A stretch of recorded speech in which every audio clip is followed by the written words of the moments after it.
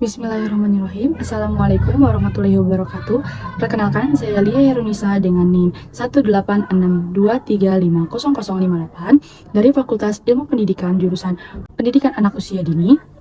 Di sini saya akan menjelaskan surat Al-Alaq dari ayat 1 sampai ayat 5. Sebelum saya menjelaskan, saya akan membacakan surat Al-Alaq ayat 1 sampai dengan ayat 5. A'udzu billahi minasyaitonir rajim. Bismillahirrahmanirrahim. Iqra bismi rabbikal ladzi khalaq. Khalaqal insana min 'alaq. Iqra wa rabbukal akram. Alladzi 'allama bil qalam. 'Allamal insana ma lam ya'lam. Shadaqallahul azim. Yang artinya, dengan nama Allah yang Maha Pengasih dan Maha Penyayang. Bacalah dengan menyebut nama Tuhanmu yang menciptakan. Dia telah menciptakan manusia dari segumpal darah. Bacalah, dan Tuhanmu lah yang Maha Mulia, yang mengajarkan manusia dengan pena. Dia mengajarkan manusia apa yang tidak diketahuinya. Subhanallah azim. Nah, sebelum itu, di sini saya akan membacakan asbabul nuzul, yaitu penyebab turunnya Quran surat Al-Alaq ayat 1 sampai ayat 5. Dari Aisyah radhiyallahu anhu, istri Nabi Shallallahu alaihi wasallam berkata, peristiwa awal turunnya wahyu kepada Rasulullah Shallallahu alaihi wasallam diawali dengan ar-ru'yah as-shadiqah, mimpi yang benar di dalam tidur. Tidaklah beliau bermimpi, kecuali yang beliau lihat adalah sesuatu yang menyerupai belahan cahaya subuh. Dan di dalam dirinya dimasukkan perasaan untuk selalu ingin menyendiri. Maka beliau pun memutuskan untuk berdiam diri di dalam gua Hira, beribadah di dalamnya pada malam hari selama beberapa hari. Untuk itu, beliau membawa bekal. Karena beliau akan berdiam di dalam gua Hira, jadi beliau membawa bekal. Setelah perbekalan habis, maka beliau kembali dan mengambil bekal. Setelah mengambil bekal, Rasulullah balik lagi ke gua Hira. Begitulah seterusnya hingga kebenaran pun datang kepada beliau. Yakni, saat beliau berada dalam gua Hira, malaikat mendatanginya seraya berkata, "Iqra" atau "bacalah." Maka Rasulullah SAW menjawab, "Aku tidak bisa membaca." Beliau menjelaskan, lalu malaikat itu pun menarik dan menutupiku hingga aku pun merasa kesusahan.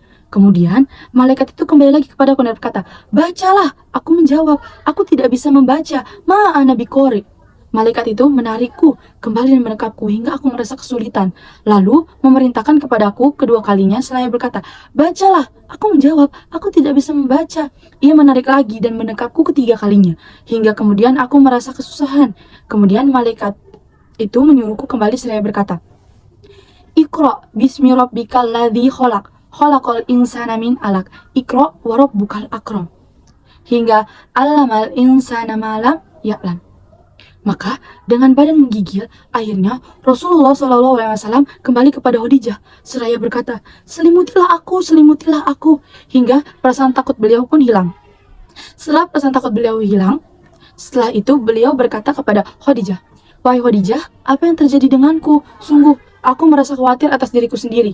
Akhirnya, beliau pun menuturkan kejadian yang beliau alami. Khadijah berkata, "Tidak, bergembiralah engkau. Demi Allah, Allah tidak akan mencelakakanmu demi selama-lamanya. Sungguh, engkau benar-benar seseorang yang senantiasa menyambung silaturahmi, seseorang yang jujur kata-katanya, menolong yang lemah, memberi kepada orang yang tidak mampu atau tidak punya. Engkau juga memuliakan tamu dan membela kebenaran." Hadis riwayat Bukhari nomor 4953. Singkat cerita, Siti Khadijah mengajak Rasulullah SAW menemui pamannya, yaitu Waraqah bin Naufal. Paman Siti Khadijah ini merupakan pendeta Nasrani yang sangat memahami isi kandungan kitab Injil. Sayyidina Khadijah meminta pamannya itu untuk menjelaskan kejadian yang menimpa Rasulullah SAW. Lalu Rasulullah SAW menceritakan kejadian yang menimpanya kepada pendeta Nasrani tersebut. Kemudian sang pendeta menjelaskan bahwa kejadian itu merupakan pertanda kenabian Rasulullah SAW. Bahkan Warokoh juga memaparkan tentang apa yang akan dihadapi Nabi Muhammad dalam menyampaikan risalah kenabiannya nanti. Warokoh berkata jika ia masih diberi umur panjang, maka ia akan membela dan melindungi Rasulullah SAW dari orang-orang yang memusuhinya.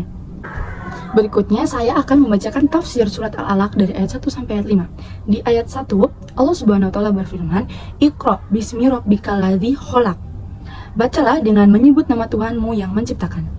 Nabi Shallallahu alaihi wasallam disuruh membaca tentang wahyu yang akan diturunkan. Nabi sengaja dipilih oleh Allah bukan tentang dia tidak bisa membaca atau tidak bisa menulis, melainkan pada zaman itu bangsa Arab banyak di situ yang mahir membuat syair atau puisi. Nah, sedangkan Rasulullah tidak pandai dalam membuat hal itu. Bukan tidak bisa membaca dan tulis yang kita lakukan sehari-hari. Nah, Rasulullah sengaja dipilih oleh Allah untuk menyampaikan wahyu tersebut karena agar orang-orang Quraisy itu tahu bahwa yang membuat ayat itu bukanlah Nabi Muhammad, melainkan itu wahyu dari Allah. Allah Subhanahu wa taala berfirman, "Dan engkau Muhammad tidak pernah membaca suatu kitab sebelum Al-Qur'an, dan engkau tidak pernah menulis suatu kitab dengan tangan kananmu. Sekiranya engkau pernah membaca dan menulis, niscaya ragu-ragu orang yang mengingkarinya." Quran surat Al-Ankabut ayat 48. Dan Allah memulai Al-Qur'an dengan ilmu Iqra. Allah menyuruh kita untuk membaca untuk mengetahui agama Islam. Ayat kedua, Allah Subhanahu wa taala berfirman, "Khalaqal insana min 'alaq." Dia telah menciptakan manusia dari segumpal darah.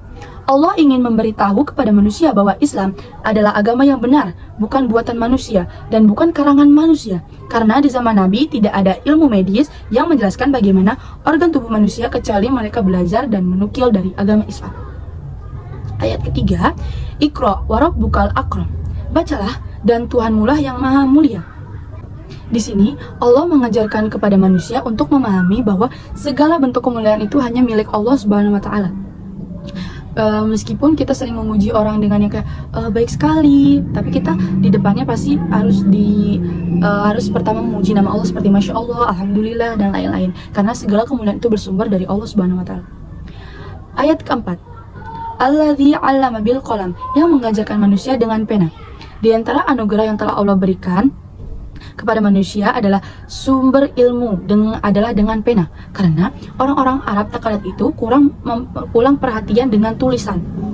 Orang-orang Arab saat itu lebih mengedepankan hafalan. Jadi ilmu mereka berdasarkan hafalan yang mereka punya. Mereka jarang menulis, tapi Allah kabarkan salah satu anugerah yang Allah berikan kepada manusia itu dengan pena atau dengan menulis atau mengetik di zaman sekarang ini bisa dibilang. Di antara faedahnya pena adalah sabda Nabi Shallallahu alaihi wasallam, "Qaidul ilma bil kitab," yang artinya ikatlah ilmu dengan tulisan. Hadis riwayat Ad-Darimi nomor 514. Dengan kita menulis, maka kekuatan hafalan kita itu akan bertambah, karena jika kita lupa, kita bisa menulis lagi, dan ketika kita menulis, itu juga menguji hafalan kita. Kayak kita mengikat ilmu itu seperti kuda, tidak lepas dengan tulisan. Ayat kelima, "Allamal insana ma lam ya'lam." Dia mengajarkan manusia apa yang tidak diketahuinya. Ada beberapa pendapat yang dimaksud manusia di sini. Salah satunya yaitu Allah telah mengajarkan kepada Nabi Adam alaihissalam tentang apapun. Allah Subhanahu wa taala berfirman, "Wa 'allama Adam al-asma'a kullaha thumma 'aradahum 'alal malaikah faqala anbi'uni bi asma'i haula'i in kuntum shadiqin." Dan dia ajarkan kepada Adam nama-nama benda semuanya. Kemudian dia perlihatkan kepada para malaikat seraya berfirman, "Sebutkan kepadaku nama-nama semua benda ini jika kamu benar." Quran surat Al-Baqarah ayat 31. Sekarang saya akan membacakan secara singkat kandungan surat Al-Alaq ayat 1 sampai ayat 5. Di ayat 1 ini, kandungan surat Al-Alaq itu pentingnya ilmu pengetahuan. Yang di ayat kedua itu proses penciptaan manusia. Di ayat ketiga, anjuran banyak membaca, dan keempat, dukungan mencari ilmu pengetahuan. Yang kelima, segala ilmu datangnya dari Allah Subhanahu wa taala. Jadi itu kandungan surat Al-Alaq dari ayat 1 sampai 5, kandungan secara umum. Sekian dari saya, kurang lebihnya mohon maaf. Jika ada kekurangan itu datangnya dari saya sendiri, dan jika ada manfaat yang bisa dikutip itu datangnya dari Allah Subhanahu wa taala. Cukup sekian penjelasan dari saya. Wassalamualaikum warahmatullahi wabarakatuh.